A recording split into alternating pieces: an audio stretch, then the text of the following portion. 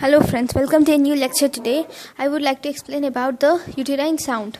So this is the instrument which is called as uterine sound, which is seen in this picture. So if you see the first, how are you going to identify this uterine sound? This uterine sound will have a handle and it has a straight rod and then bent, and then a bend is seen, and then you'll see the tip. So if you see this straight rod here, you will have readings, many different readings, that is, it is graduated. Why? This uterine sound is mainly used to find out the length of the cervix. So because it is used to find out the length, so we need some readings. So this shaft or this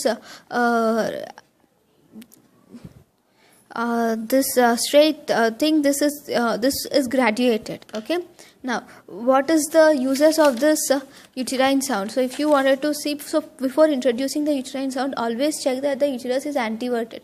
If the uterus is retroverted, never introduce this uterine sound. Always and always, only when the uterus is anteverted, only then we will introduce this uterine sound. Now, what are the uses of this uterine sound? Number 1, to confirm the position of uterus. The uses of uterine sound are: number 1, to confirm the position of the uterus; number 2, to measure the length of uterocervical canal; then to act it as a first dilator. Sometimes this uterine sound also acts as the first dilator.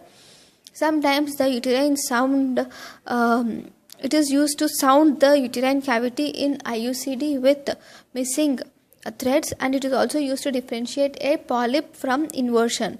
So mainly the most common use is to find out the length of the uterocervical canal and to confirm the position of the uterus. So this is about the instrument which is called as uterine sound. Then what is the complication of this uterine sound? The major complication of this uterine sound is perforation of uterus and also hemorrhage. So this is about uterine sound. Thank you guys for watching my lecture.